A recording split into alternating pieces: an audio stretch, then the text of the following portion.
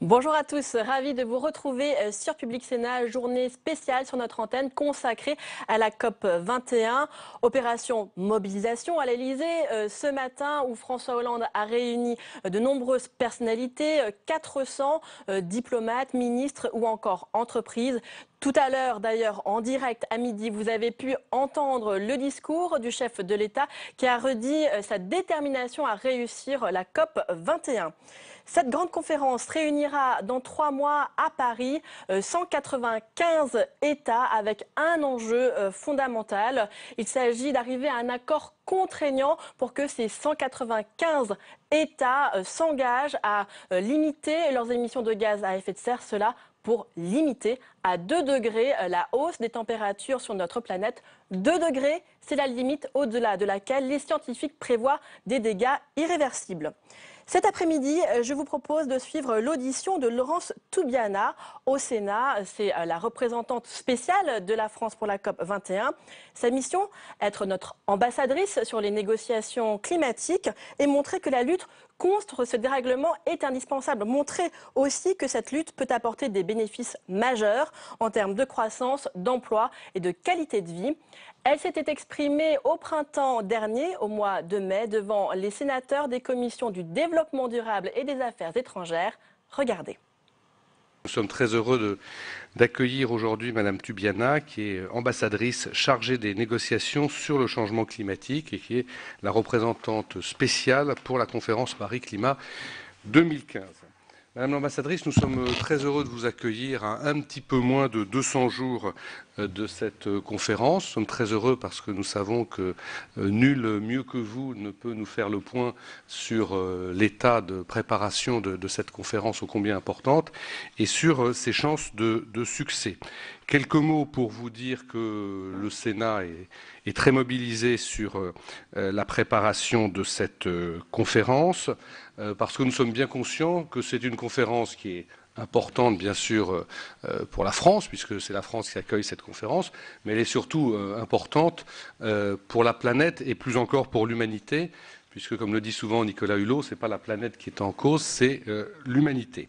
Nous mesurons déjà un certain nombre d'effets des dérèglements climatiques, y compris dans des pays comme le nôtre, avec la montée des océans, avec des phénomènes d'érosion des côtes, avec des événements climatiques extrêmes de plus en plus fréquents. Nous irons d'ailleurs dans pas très longtemps sur la côte bordelaise voir les effets de l'érosion des côtes dans cette région.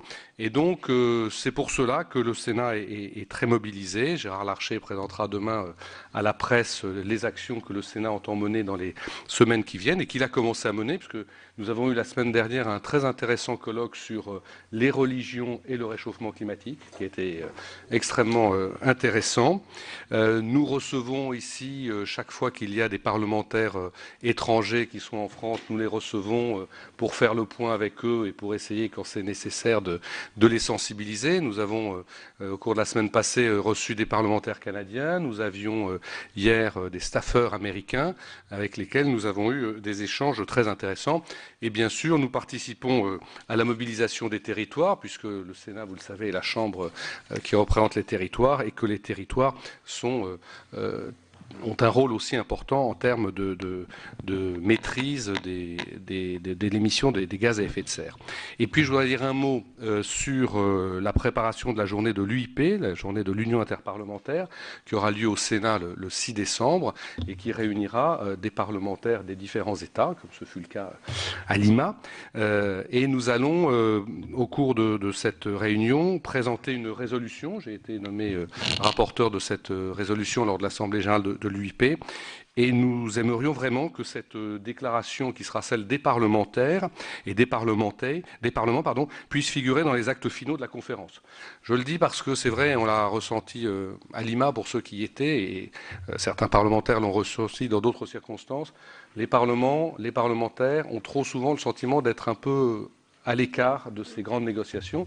Je sais que ce n'est pas votre volonté, puisque vous m'avez déjà dit, vous le redirez peut-être aujourd'hui, que c'est important que les parlementaires se mobilisent auprès de leurs homologues d'autres pays pour les sensibiliser, pour que les parlements respectifs des différents pays puissent eux-mêmes, quand c'est nécessaire, faire pression sur les gouvernements. Je rappelle qu'aujourd'hui, au moment où on se parle, il n'y a que 10 contributions qui ont été fournies pour la conférence de décembre, alors que normalement elles devaient toutes être fournies pour la fin du mois de mars.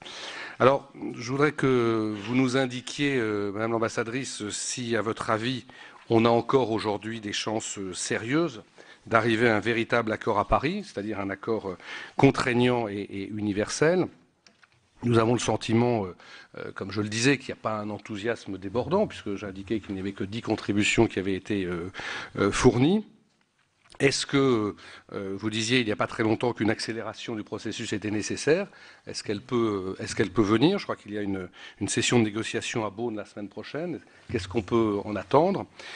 Et puis, Nicolas Hulot, que nous avons reçu il y a quelques semaines, nous a parlé d'une course contre la montre. Alors, où en est-on dans cette course? Et puis, comme je le disais tout à l'heure, on aimerait également que vous puissiez nous indiquer en quoi, nous, parlementaires, nous pouvons être utiles, nous pouvons encore être utiles, et notamment auprès de quel pays faut-il que nous centrions notre action pour faire en sorte de contribuer modestement, mais de contribuer quand même à la réussite de cette conférence. Question. Merci Hervé. Madame l'ambassadrice, quelques mots rapides pour vous souhaiter au nom de la Commission des Affaires étrangères et de notre président Jean-Pierre Raffarin, qui est malheureusement retenu en séance publique, vous souhaiter de notre côté la bienvenue et vous remercier d'avoir accepté cette rencontre, car nous savons que votre agenda est particulièrement chargé et votre implication dans ce dossier est évidemment très importante. Effectivement, le calendrier passe, nous approchons de cette date fatidique et comme notre collègue le président Moret vous l'a dit, le Sénat a pris l'initiative de s'impliquer au travers de ces différentes délégations, de ces différentes compétences pour prendre toute sa part dans la préparation de cette conférence internationale qui suscite beaucoup d'espoir.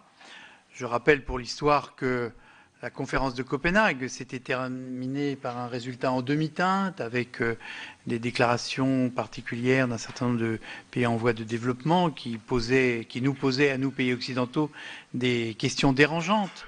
Et donc, les mêmes questions demeurent du reste, mais peut-être aurez-vous à cœur de nous expliquer comment les choses ont pu avancer, comment la prise de conscience des grands enjeux visant à maintenir sur Terre un climat qui reste supportable et favorable au développement des populations, et bien comment ces défis peuvent être relevés.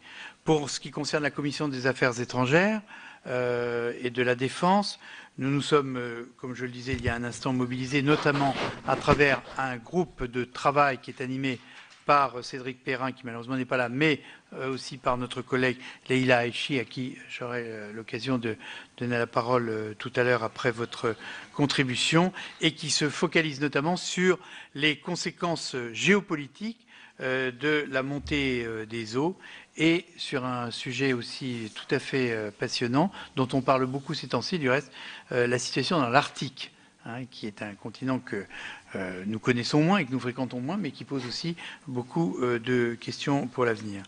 Hervé Moret rappelait la communication de Nicolas Hulot, qui était une communication un peu contrastée, dans laquelle il nous faisait part de sa crainte, ou en tous les cas d'un certain nombre d'éléments de satisfaction, mais nous faisait part aussi de ses craintes, et notamment de l'insuffisance du nombre des premières contributions nationales qui devaient être déposées avant, je crois, la fin mars, et qui ne le sont toujours pas.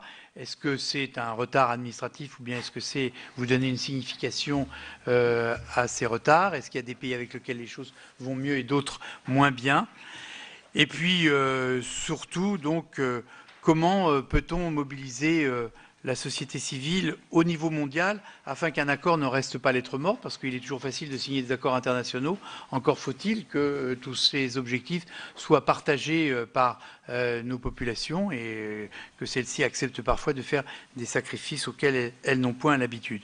Je voudrais au passage rappeler que vous présidez le conseil d'administration de l'Agence française de développement et qu'à ce titre, votre expérience dans ce domaine et la fréquentation des pays en voie de développement et les projets que l'AFD mène dans ces pays fait de vous une interlocutrice tout à fait privilégiée par rapport à ces pays.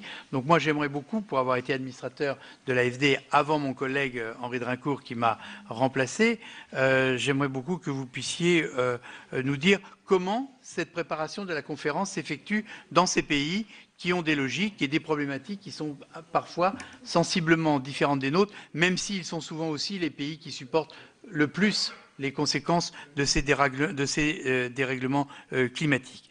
Voilà quelques perspectives qui seront certainement nourries par le jeu des questions de nos collègues.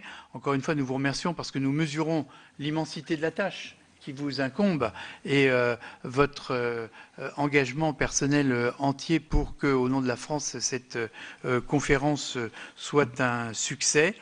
Donc, sur l'ensemble de ces enjeux de cette négociation, quel bilan peut-on faire au jour d'aujourd'hui? Voilà quelques thématiques qui, je crois, nourriront cette rencontre, donc qui vont vous permettre, pendant une quinzaine de minutes, si vous le voulez bien, de nous présenter une synthèse, et puis après les rapporteurs prendront la parole, et bien sûr nos collègues auront la liberté de vous poser toutes les questions dans le temps que vous nous consacrez. Je vous remercie, Madame l'ambassadrice. Vous avez la parole. Merci beaucoup. Merci beaucoup de cette invitation. C'est toujours un moment important devant un groupe comme le vôtre de prendre un peu de recul par rapport à... J'ai toujours l'impression d'être un garagiste avec les mains dans le cambouis et de prendre un peu de recul et se demander où on en est effectivement un peu moins de 200 jours avant l'étape finale, si je puis dire. Vous avez déjà l'un et l'autre posé beaucoup de questions auxquelles je vais essayer de répondre, mais peut-être en recadrant un peu, et je le fais d'autant plus que Laurent Fabius n'a pas pu venir devant vous.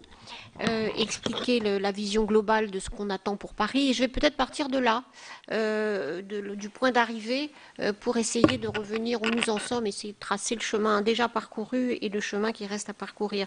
Et ce faisant, répondre déjà, me semble-t-il, à quelques interrogations que vous avez soulevées. Alors, vous l'avez sans doute entendu à la fois d'une manière ou d'une autre du ministre des Affaires étrangères et du président de la République, d'une part de la présidente de la République, l'idée qu'on cherche à Paris un tournant, non pas seulement un compromis de plus sur une longue route de négociations qui dure depuis 1992. J'aime à dire toutefois que même si cette période de négociation vous paraît longue, les négociations sur la libéralisation du commerce ont commencé en 1948.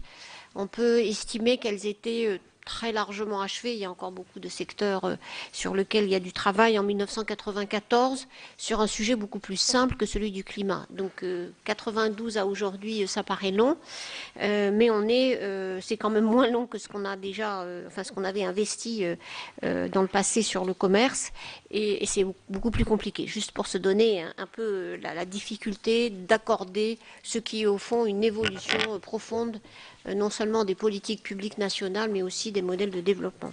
Et c'est pour ça qu'on cherche à Paris à faire comprendre, faire sentir le fait qu'on est dans un tournant, que ce qu'on cherche, c'est-à-dire une économie très sobre en carbone à terme, très peu fondée sur les ressources fossiles, notamment le charbon, le pétrole ou le gaz, ou capable en tout cas, ce qui n'est pas aujourd'hui le cas, de neutraliser ces émissions de carbone dans l'atmosphère, et que donc on cherche au fond faire converger des anticipations non seulement des gouvernements, et ils sont évidemment très divers, mais aussi d'un certain nombre d'acteurs, en particulier les acteurs économiques, mais aussi les collectivités locales qui ont pris un rôle très important dans cette discussion sur le climat depuis bien des années. Faire converger ces anticipations pour partager au fond à la fois l'objectif général, vraiment faire changer les modèles de développement pour qu'on puisse rester sous la barre de l'augmentation de température moyenne de 2 degrés par rapport à l'ère pré-industrielle.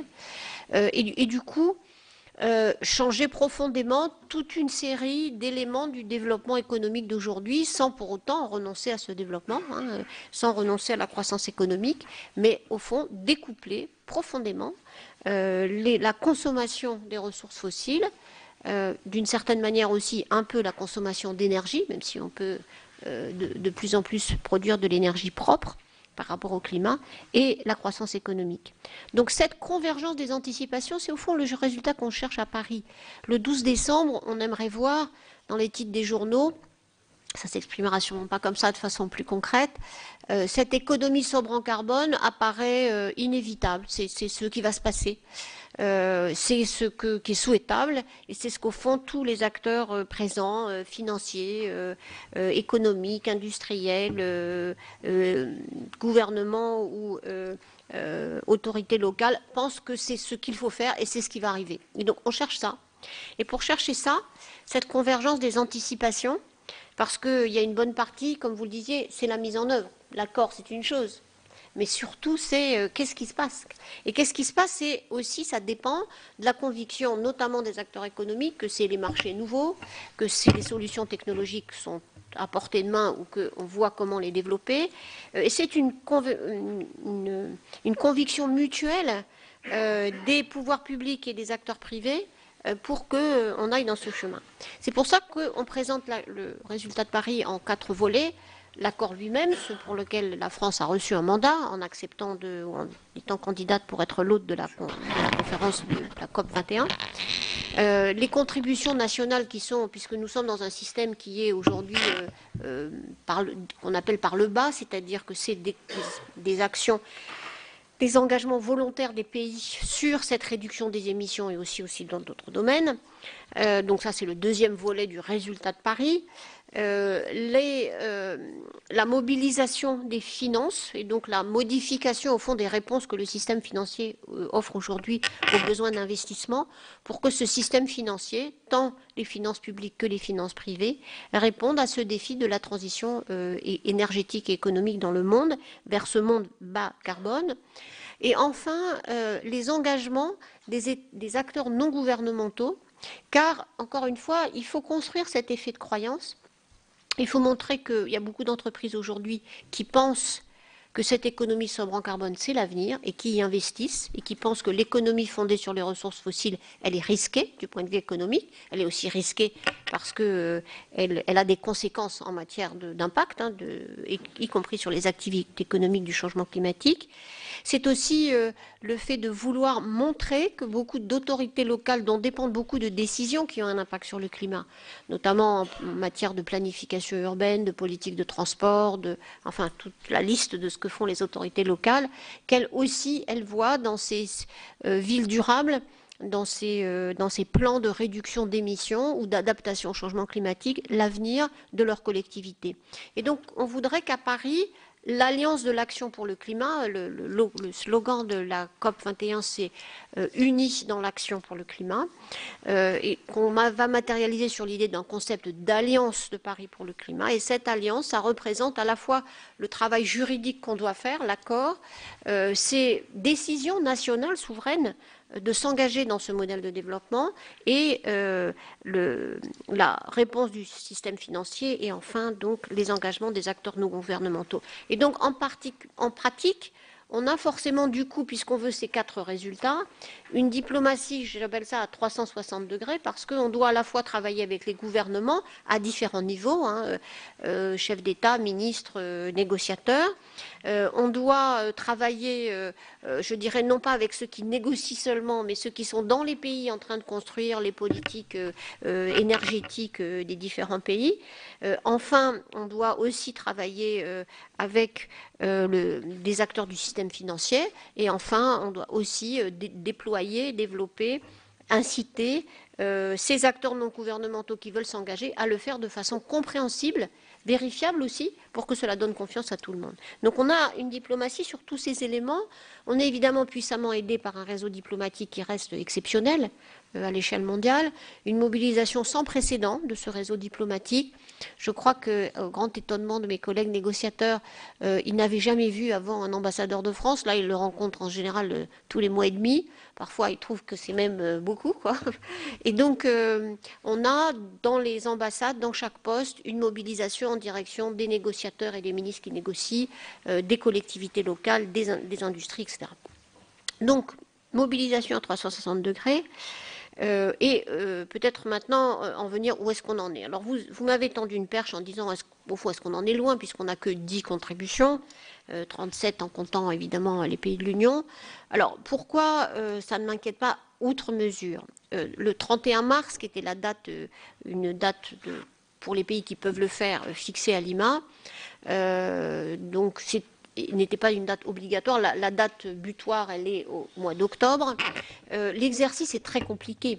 J'en discutais hier avec la secrétaire exécutive de la Commission économique pour l'Amérique latine, un continent qui s'est beaucoup mobilisé pour le climat et dont les pays peinent à rédiger leurs contributions. Alicia Bárcena me disait c'est une prise de conscience très importante. Entre dire qu'on veut faire quelque chose pour le climat et commencer à se dire en 2025 ou en 2030 comment je vais réduire les émissions, comment je vais le faire dans le secteur de l'énergie, dans le secteur des transports, dans le secteur industriel. Est-ce que j'utilise des instruments de politique fiscale? Est-ce que je me fixe un objectif de réduction absolue des émissions? Tout ça est quelque chose pour beaucoup de pays qui était pas fait, qui n'avait jamais été fait. Et il est normal, et quand je vois un peu la nature de la préparation de la contribution chinoise, qui va être très détaillée, c'est aussi, comme ici, quand on a les amendements à la loi de transition énergétique, c'est de même nature, même si la portée du regard ne va pas tout à fait aussi loin, mais enfin, 2025 ou 2030, c'est assez long comme horizon, et c'est des batailles politiques dans chaque pays qui sont extrêmement fortes. Il y a évidemment les protestations des industriels s'ils pensent que ça va gêner leur développement, les agriculteurs ou les forestiers qui ont peur que ça... enfin, vous imaginez tous les débats, et partout, il y a des débats intenses. À la fois la prise de conscience des gouvernements qu'il ne s'agit plus d'une espèce de chose un peu abstraite, que c'est très concret, ça va se traduire, ça doit se traduire dans la politique domestique, et que c'est en même temps très très compliqué. Donc c'est normal que ça prenne du temps. C'est des arbitrages complexes, financiers, sur au fond le taux de croissance espéré, sur comment on va faire.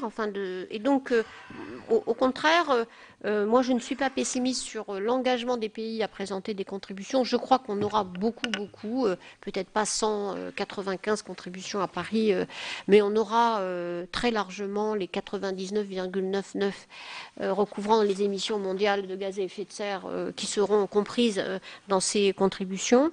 Et une bonne partie vont arriver dans les semaines qui viennent, les autres pendant l'été, et je crois qu'en octobre, on aura en tout cas de quoi voir où nous en sommes. Alors, sûrement, Nicolas Hulot a partagé ses inquiétudes sur la nature de ces contributions. Pour ce qu'on en sait, elles ne pourront pas, en tout cas à l'horizon 2025 ou 2030, répondre à la question est-ce qu'on est sur la bonne trajectoire pour respecter l'objectif collectif qu'on s'est donné et qui sera réaffirmé à Paris, celui de ne pas dépasser cette augmentation des 2 degrés par rapport à l'ère pré-industrielle. C'est vrai, ces contributions seront encore plus ambitieuses que précédemment, bien plus ambitieuses que précédemment, mais sans doute insuffisantes. Et c'est donc tout l'enjeu de l'accord de Paris de prévoir comment on rattrape progressivement cette trajectoire qui est compatible avec 2 degrés, qui est c'est une trajectoire sévère en matière d'émissions mondiales. Il ne faut pas oublier que c'est au moins 50% de réduction des émissions mondiales par rapport à 90 en 2050 ou même par rapport à 2000, ce qui est à peu près équivalent. C'est donc une grande transformation. Ça veut dire que beaucoup de pays en développement commencent à réduire leurs émissions de façon absolue. Évidemment, c'est ce que la Chine a accepté en principe, mais encore faut-il que ça se fasse suffisamment tôt et suffisamment fort, c'est-à-dire que la descente ensuite des émissions soit significative. Donc on a plein d'enjeux. qui explique à la fois la difficulté de venir avec des propositions concrètes rapidement et en même temps le sentiment que j'ai que tous veulent le faire et veulent le faire le plus sérieusement possible. Alors, de ce point de vue, voilà où on en est. Je pense qu'on aura un meilleur tableau déjà d'ici quelques semaines, certainement donc entre le 1er, le 15 ou le 20 juin, et une nouvelle vague qui vont arriver dans le courant de l'été, dans le courant du mois d'août ou du début du mois de septembre. Alors, où est-ce qu'on en est sur les grands points de la négociation? Peut-être un petit peu de technologie de la négociation, comment est-ce qu'on fait? Vous savez qu'être président de la conférence des partis, en principe, nous prenons cette présidence formellement le 30 novembre. Jusque-là, on travaille dans les coulisses. On le fait avec la présidence péruvienne, qui, elle, est officiellement présidente jusqu'au 30 novembre. Et donc on le fait pour beaucoup de raisons. D'abord pour pouvoir travailler plus tôt, ce qu'on a commencé à faire dès le mois de février. Et ensuite pour s'associer à un pays en développement, écouté, respecté par disons, les autres pays en développement, et cela nous permet de ne pas, au fond, de ne pas être vu simplement comme un grand pays européen qui voudrait éventuellement imposer ses vues. Donc on essaie de cette façon, de se prémunir contre le syndrome qui a très largement affecté la présidence danoise à Copenhague. Donc l'association étroite avec le Pérou fait partie, à mon sens, des chances de succès qu'on accumule pour Paris, du capital politique qu'on essaie de créer pour Paris. La deuxième chose qu'on fait, aussi du point de vue de la technologie des négociations, outre le fait de mobiliser notre réseau, c'est d'organiser des réunions informelles de négociation où on essaye de faire rapprocher les points de vue. On l'a fait à Lima en mars, à Paris en mai, on va encore continuer en juillet et en septembre. Et là, à différents niveaux, au niveau des chefs de négociation, des négociateurs ou des ambassadeurs, ou au niveau des ministres. Donc, on a eu un moment important, là, il y a 10 jours maintenant, je confonds un peu les dates, je dois voyager trop, mais à Pétersberg, à Berlin, où la chancelière Merkel et le président Hollande, comme vous l'avez vu, ont conclu les travaux de ce dialogue de Pétersberg, où on a vu à la fois que les choses commençaient à devenir sérieuses, c'est-à-dire il y a, et c'est évident, une volonté d'aboutir à Paris. Il y a encore une fois vraiment le souhait d'y arriver et de montrer par ses contributions nationales l'attachement à cet accord collectif et de lui donner ce caractère universel. Mais maintenant, nous rentrons dans la phase difficile où chacun, évidemment, ferme un peu les positions parce qu'on doit discuter des choses difficiles. Lesquelles sont-elles? Ces choses difficiles, elles sont d'abord ces grands points politiques non résolus. Au fond, ils sont au nombre de 4 ou 5. Le premier, c'est cet objectif de 2 degrés. Est-ce qu'on arrive à lui donner un peu de chair, un peu de concret? 2 degrés, qu'est-ce que ça veut dire? Alors, on a essayé en 2009 d'y arriver. 2 degrés était un proxy, comme on dit, une approximation pour ne pas avoir un chiffre de réduction absolue des émissions mondiales à l'échelle 2050, à l'horizon 2050, ou bien pour ne pas traduire ça en termes de concentration des émissions, un chiffre de concentration des émissions. Donc 2 degrés, en se référant au scénario du GIEC, était une manière de contourner l'obstacle. Alors, on va garder cet objectif.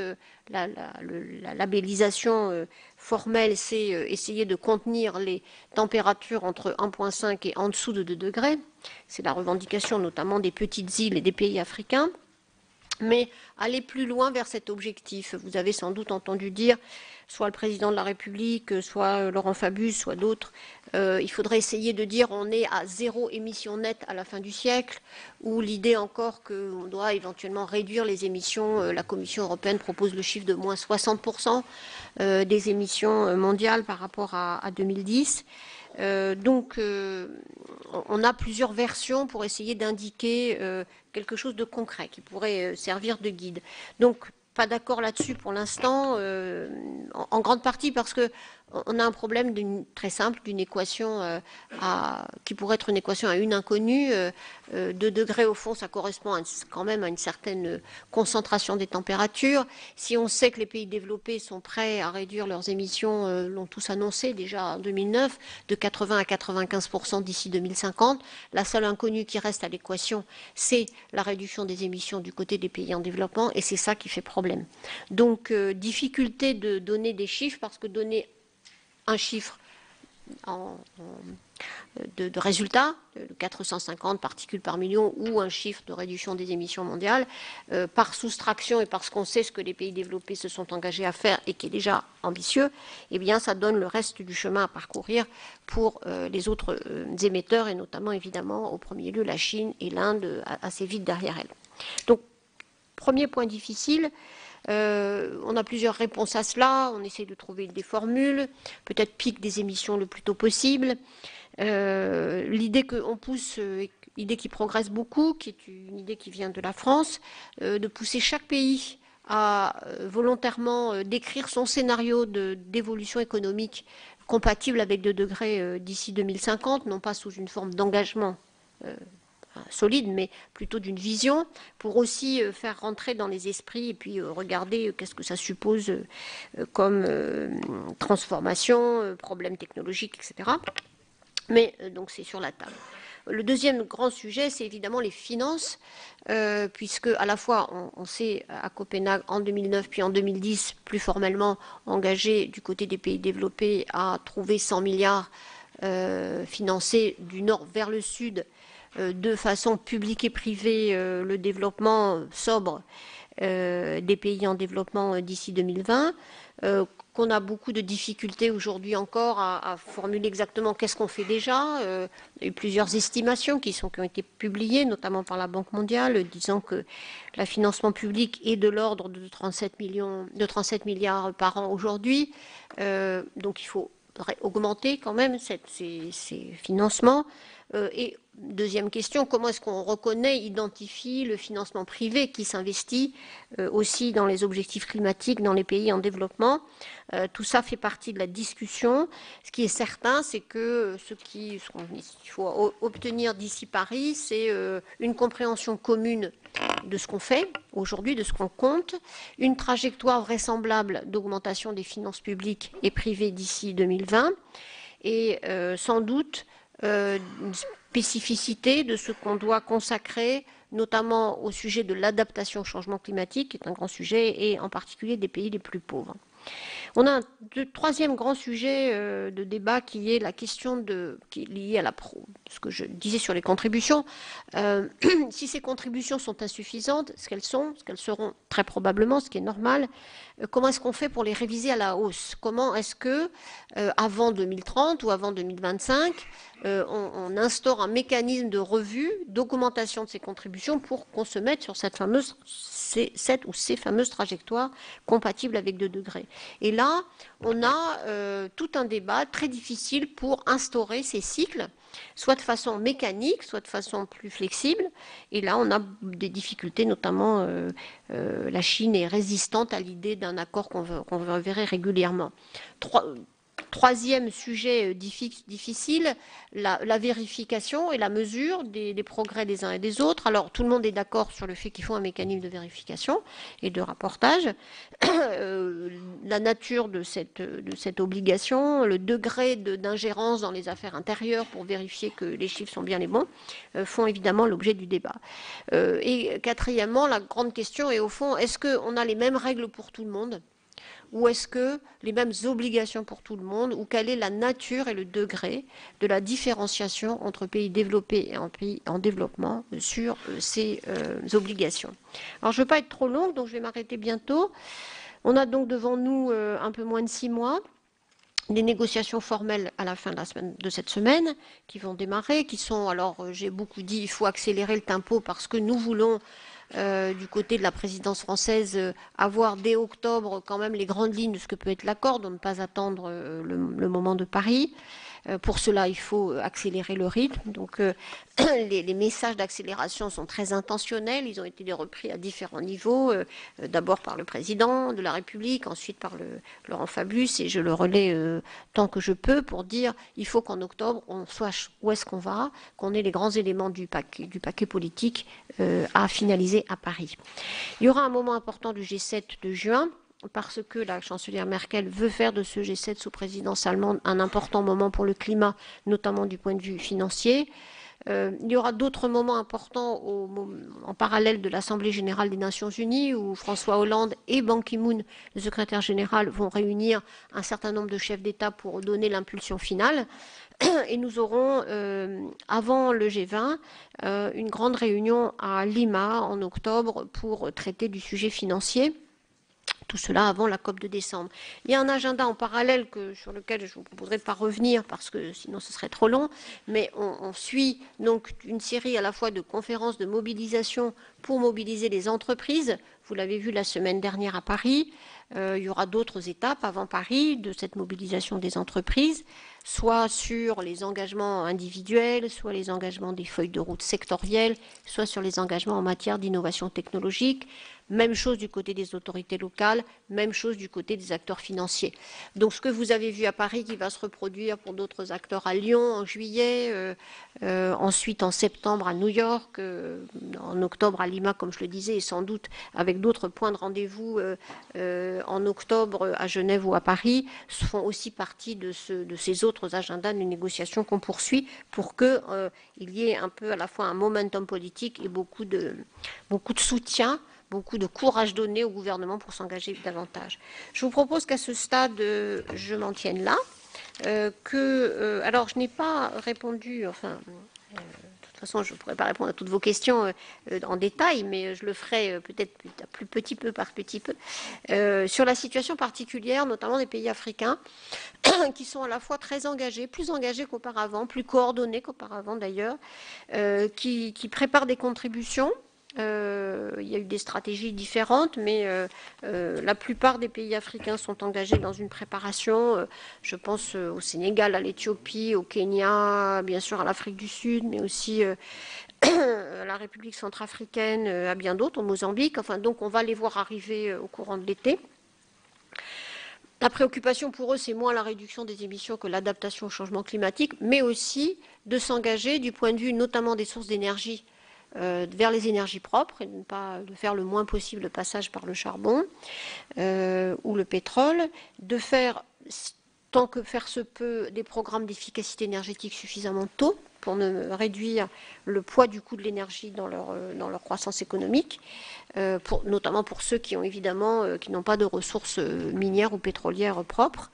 Donc une mobilisation assez grande des pays africains, une attente très grande des pays africains sur l'adaptation au changement climatique et la réponse que les pays développés, notamment du point de vue financier, feront.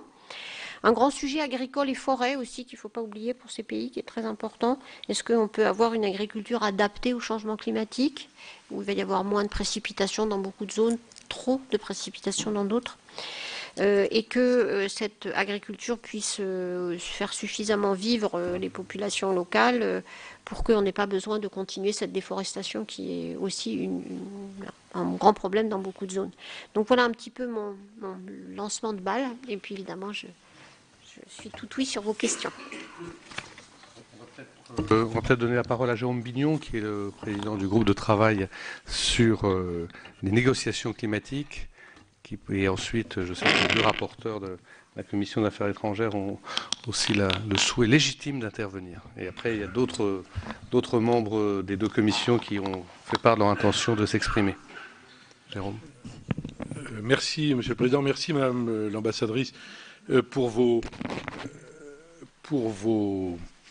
propos que j'ai trouvés rassurants, parce que j'avais été un peu inquiet en lisant dans la presse récemment que vous aviez l'air plus pessimiste que vous ne l'avez été aujourd'hui. Vous avez été très positif. Et c'est vrai que c'est encourageant. Quand on mène une négociation aussi difficile, il y a probablement des jours avec et des jours sans. Et peut-être le jour où vous avez interrogé, vous n'aviez pas l'entrain que vous avez la plupart du temps. Ça peut être tactique aussi.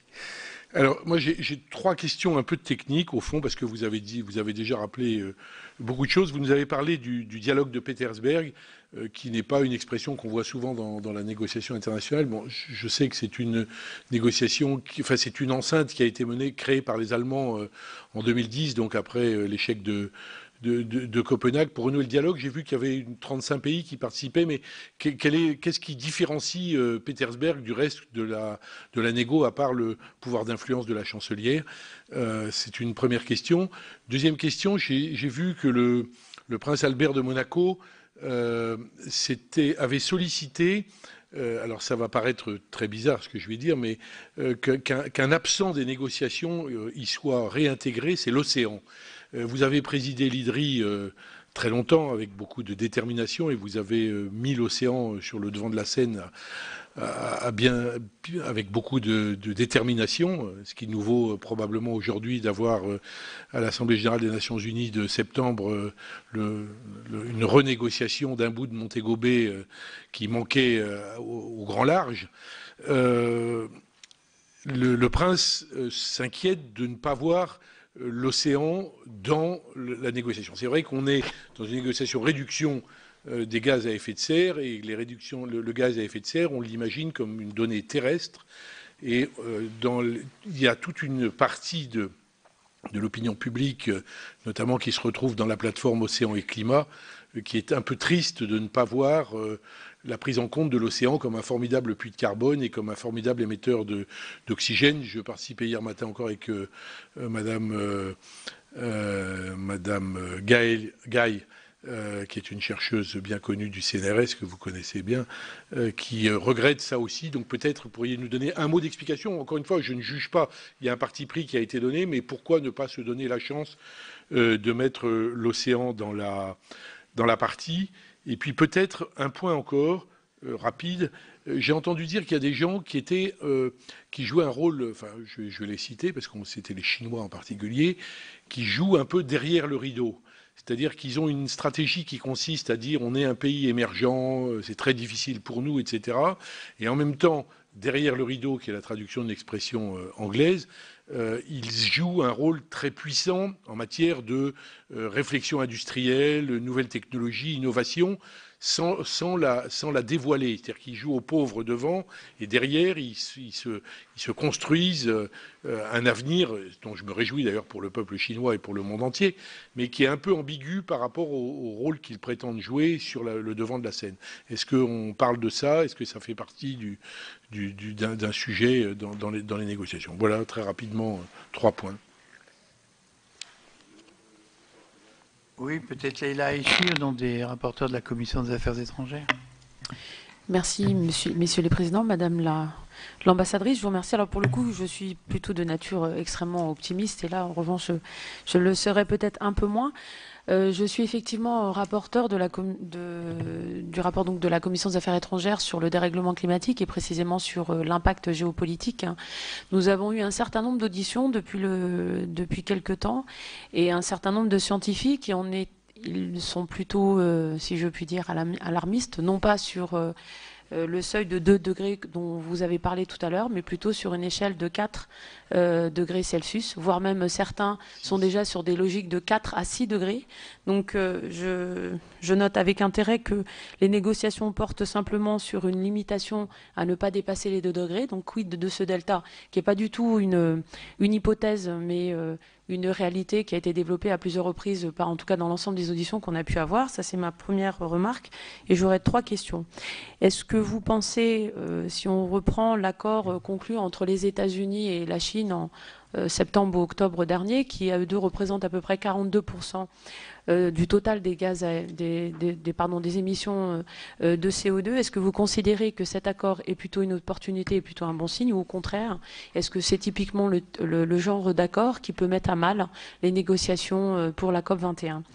Ma seconde question a trait justement sur l'organisation. Vous avez dit à juste titre qu'il convenait de mobiliser l'ensemble des acteurs de notre société, particulièrement les entreprises. Aujourd'hui, nous savons à peu près que les 10 plus grandes entreprises mondiales, sur les 10 plus grandes, 8 d'entre elles ont une activité directement liée aux activités fossiles. Comment vous arrivez à les mobiliser justement, puisque précisément l'objectif de la COP21 va à l'encontre de leur business plan, puisque fondamentalement leur structure économique est simplement centrée sur les énergies fossiles, et encore une fois, sur ces 10 plus grandes entreprises, force est de rappeler qu'il n'y a pas de banque. Ça, c'est ma deuxième question. Sur ma troisième question, en ce qui concerne le fonds vert et éventuellement les aides dédiées à un certain nombre de pays en développement, il y a une ambiguïté sur la terminologie, puisque en fonction du groupe auquel on appartient, on peut lui donner une qualification juridique. Alors, soit l'aide est considérée par les bailleurs de fonds comme étant une aide, et donc les bailleurs de fonds ont un droit de regard sur la manière dont les fonds sont utilisés, soit, si on est du côté, entre guillemets, des pays qui se considèrent comme étant victimes de la surconsommation du Nord pour l'affaire schématique, soit cette aide est considérée comme étant une dette de cette pollution des pays développés, et dans ce cas, ils n'ont pas le droit, enfin il n'y a pas de raison que permettent et autorisent un droit de regard. Est-ce que cette notion est définitivement, est-ce que c'est des sujets sur lesquels vous êtes travaillé afin justement d'éviter des interprétations qui demain seront sujets à discussion et à blocage, ou en tout cas qui ne permettront pas des avancées significatives pour lutter justement contre les gaz à effet de serre. Et enfin, j'avais dit 3, excusez-moi, j'avais une 4e question. Je finirai là-dessus. Un sujet qui me paraît extrêmement important, compte tenu donc, et je reviendrai sur mon introduction, sur mon propos, plutôt sur un schéma à 4 degrés, non pas à 2, donc avec comme conséquence directe des déplacements de population extrêmement importants. Nous avons eu un certain nombre d'auditions sur lesquelles nous avons posé la question de savoir si la France avait réfléchi, ou en tout cas portait le sujet de la notion juridique, soit de déplacer, alors on l'appellera comme on veut, mais c'est simplement pour poser l'idée, soit de déplacés environnementaux, soit de réfugiés environnementaux, soit de réfugiés climatiques. Il nous apparaît en tout cas clairement, à l'issue des différentes auditions que nous avons pu avoir, que la France n'a pas tranché ce sujet. Et en ce qui me concerne, je m'excuse d'ailleurs pour mon collègue Cédric Perrin qui avait une contrainte, en ce qui nous concerne, il nous semble en tout cas qu'il est peut-être important pour la France qu'elle se saisisse de ce sujet, puisque les déplacés climatiques, ou la définition qu'on voudra bien en donner, ne sont pas une lubie, mais quelque chose un phénomène qui arrivera. Est-ce que la France n'a pas intérêt à anticiper? Aujourd'hui, nous sommes encore un pays influent. Dans 20 ou 30 ans, ce ne sera peut-être pas le cas. Est-ce qu'on n'a pas encore intérêt à influer justement aujourd'hui, à porter ce sujet? Parce qu'en tout cas, ce qui est ressorti de nos différentes auditions, c'est que c'est un sujet qu'on évite pour des raisons, en tout cas de politique intérieure, qu'on peut comprendre, mais ce n'est pas le débat d'aujourd'hui. Je vous remercie. Je voudrais peut-être rajouter dans le prolongement de ce qu'a évoqué Leïla Haïchi, à quel niveau de chiffrage, j'allais dire, vous placez le succès de cette conférence? On vient d'avoir l'expérience en avril de la conférence de l'ONU sur les risques naturels, qui s'est soldée, je crois, vers le 18 mars, par un quasi-échec. Enfin, il y avait une sympathique déclaration, il n'y avait aucun objectif chiffré, il n'y avait aucun financement, il n'y avait aucune sanction. Comment, dans le rôle qui est le vôtre, tentez-vous d'imposer, ou en tous les cas de faire accepter un certain nombre de chiffrages précis, de telle sorte que là aussi, on évite le danger des conférences internationales qui se terminent par des belles déclarations, mais qui, n'ayant pas d'objectif, n'ayant pas de sanctions, et le cas échéant pour les pays en voie de développement, n'ayant pas d'aide financière prévue, aboutissent finalement à pas grand-chose. Bon, très simple. Vraiment très simple. Bon, je vais les prendre un peu dans l'ordre. Ce dialogue de Petersberg, c'est typiquement la manière d'essayer d'éclaircir les points politiques que les négociateurs n'arrivent pas à trancher dans le processus multilatéral habituel. C'est la même chose que ce qu'on fait lorsqu'on va organiser des informels au niveau ministériel, ou que les États-Unis organisent en invitant au sein du Forum des économies majeures, aussi au niveau des chefs de délégation ou des ministres. On a besoin de ce type d'enceinte pour un peu vaincre l'inertie du système multilatéral qui est compliqué, en essayant dans des enceintes où on ne négocie pas, mais on essaye de se comprendre, on essaye d'identifier les convergences ou de bien éclaircir les divergences, d'avancer, pour qu'ensuite on traduise, parce qu'il faut toujours se souvenir que les négociations multilatérales, ce sont des négociations de juristes. Et vous parliez de l'océan, et c'est ça. Et donc, négocier un texte juridique, vous connaissez les juristes et leur grande rigueur, c'est très compliqué, donc on veut être très précis. Donc il faut au moins débroussailler les concepts pour savoir si on peut trouver la formule. Et donc d'où l'intérêt de ces enceintes plus politiques qui essaient de se dire, bon, au fond, comment on va trouver les deals, les différents compromis. Donc c'est l'utilité. Je pense que ça a bien fonctionné cette année aussi. C'est une bonne représentation disons, de la diversité des pays. C'est assez, en général, suffisamment divers pour qu'on y retrouve les différents groupes de négociation ou les différentes catégories de pays. Là, peut-être la difficulté, c'est qu'on a besoin d'atterrir sur des sujets concrets, on a balayé un peu large, mais ça a été au fond la première discussion ministérielle que nous avions depuis le début de l'année, donc de ce point de vue, elle a été très importante. Et la chancelière avait laissé à la France beaucoup de place pour donner notre vision des choses, donc ça nous a été très utile. S'agissant des océans et le malheur qui veut qu'ils soient des puits de carbone, qui évidemment dégradent énormément l'écosystème océanique dans son entier à cause de ces concentrations élevées dans l'atmosphère. Je pense qu'à la fois il y a beaucoup de pays qui ont envie qu'on traite des sujets des océans. Il faut trouver la formule. Et c'est pas simple. Les forêts, au fond, qui a été un peu le premier écosystème qui a été touché, la question de la désertification est un peu la même, enfin, dans des problèmes très différents. Mais au fond, les forêts, on l'a attaqué des deux côtés. C'était à la fois un puits de carbone, mais qu'on pouvait éventuellement protéger, puisque si on évite la déforestation, on évite de perdre toutes ces tonnes de carbone stockées, accumulées, et puis on permet de régénérer aussi cette forêt. La question de l'océan, c'est comment est-ce qu'on freine cette acidification, comment est-ce que justement c'est pas l'océan qui est la variable d'ajustement majeure qui va rapidement vers une détérioration de la faune et de la flore, des coraux, enfin je ne vous fais pas le tableau puisque vous le connaissez très bien.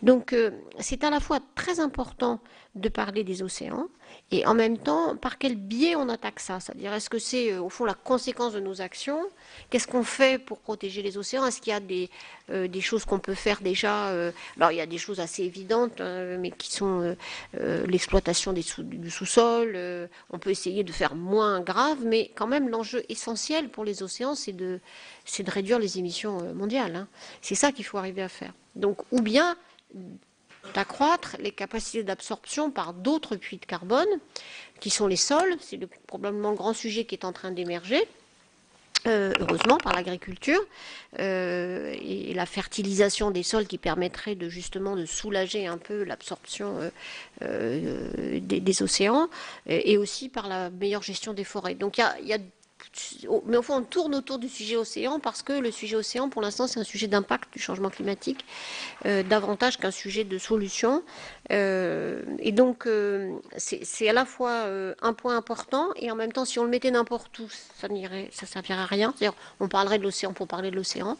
Et j'en discute beaucoup avec mes collègues du monde des océans qui voudraient bien que le sujet océan apparaisse partout.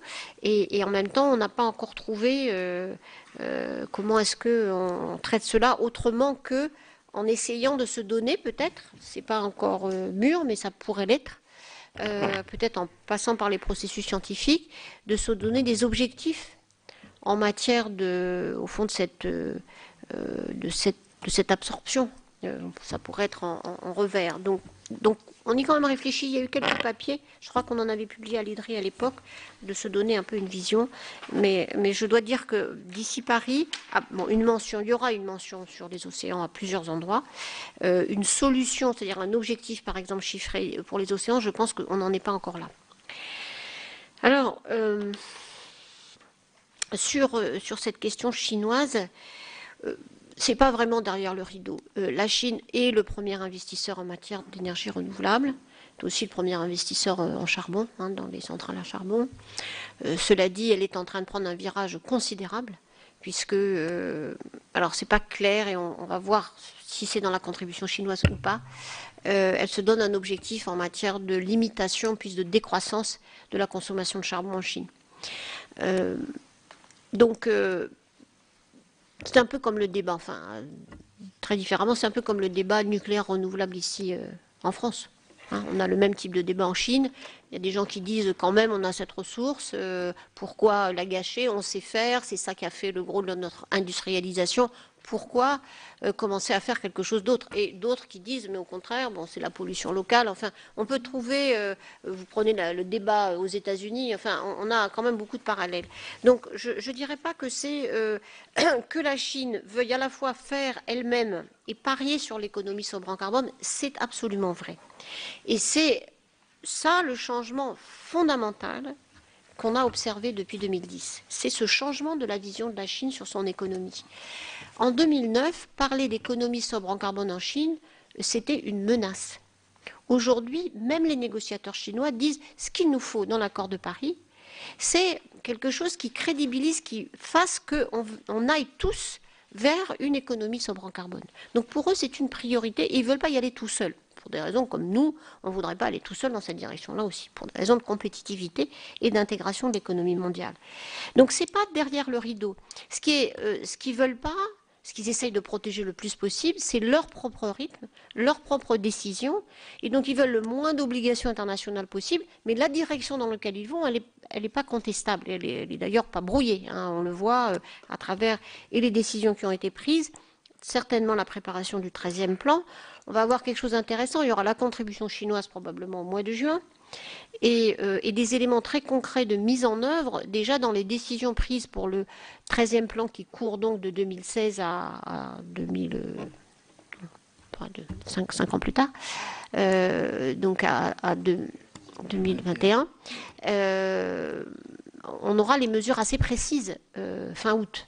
Donc je pense sur le plan du sérieux, encore une fois dans un débat féroce, parce qu'en Chine, tout porte sur quel est le taux de croissance sur lequel on parie pour les 15 prochaines années, ce qui est un sujet éminemment politique. Ce n'est pas un sujet d'économie, c'est un sujet, est-ce qu'on dit qu'on va être à 10% par an, et que tout repose donc sur cette course effrénée aux 10% par an, ou est-ce qu'on est à 5, ou est-ce qu'on est à 6, ou est-ce qu'on est à 7. Et c'est ça qui fait les scénarios chinois. En réalité, presque tous les instituts de recherche, chinois y compris, pensent que les émissions mondiales chinoises peuvent se réduire à partir de 2025. Mais ils ne veulent pas s'engager à ça. Parce que s'engager à ça, ça voudrait dire déjà faire un pari taux de croissance relativement faible, pour l'instant. Donc le découplage, tant qu'on n'est pas complètement sûr que le découplage peut s'affirmer de plus en plus entre énergie, consommation d'énergie, et particulièrement d'énergie fossile, et PIB, la variable d'ajustement, c'est le taux de croissance du PIB. Et donc, il est compréhensible que ça soit un peu derrière le rideau, parce que c'est juste que c'est un sujet politique super difficile. Encore une fois, je me réfère au débat auquel j'ai beaucoup participé sur la transition énergétique.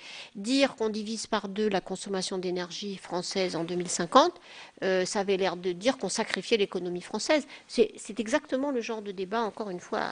Bon. Alors, sur cette question du 4 degrés que vous avez posé, Madame Hachi, enfin que vous avez posé, vous constatez que les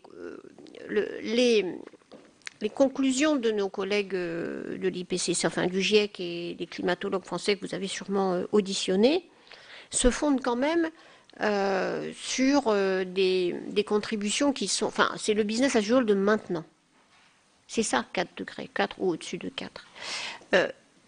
Encore une fois, il faut voir ce que nous donne la récolte de ces premières contributions. On sera à ce moment-là, encore une fois, c'est une trajectoire et c'est des probabilités, hein, ce n'est pas des déterminations mécaniques, plutôt quelque chose entre 3 et 4, 3 degrés ou 3 degrés et demi.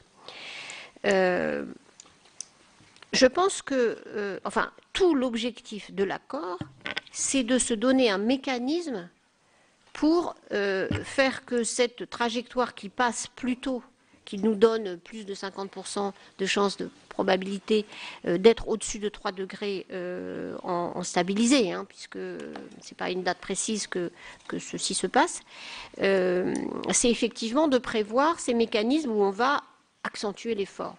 Et pourquoi on accentuerait l'effort dans le futur ? C'est pour des raisons assez simples. 1, on voit qu'on y arrive. 2, les technologies coûtent de moins en moins cher. Et tout le monde le fait. Et donc, il y a un intérêt à le faire.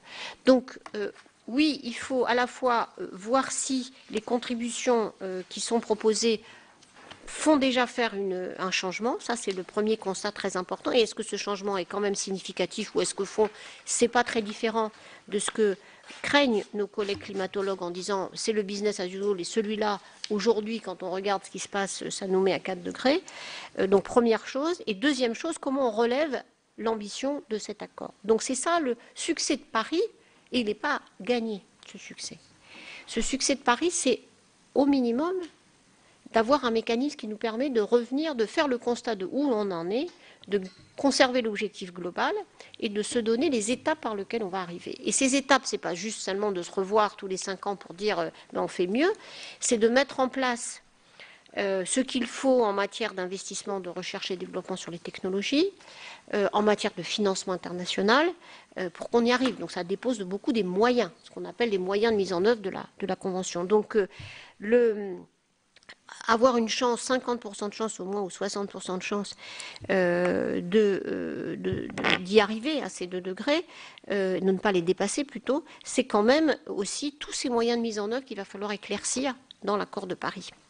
Voilà pour l'audition de Laurence Toubiana. Laurence Toubiana est notre représentante spéciale pour la COP 21. C'est notre ambassadrice en charge des négociations sur le changement climatique. Elle interviendra lors de cette fameuse conférence des Nations Unies qui va se tenir à la fin de l'année à Paris, dans 3 mois. Donc une conférence avec un enjeu essentiel. Elle doit faire en sorte que les 195 pays participants arrivent à conclure un accord contraignant pour réduire leurs émissions de gaz à effet de serre. Cela pour limiter à 2 degrés la hausse des températures sur notre planète. 2 degrés, c'est la limite au-delà de laquelle les scientifiques prévoient des dégâts irréversibles.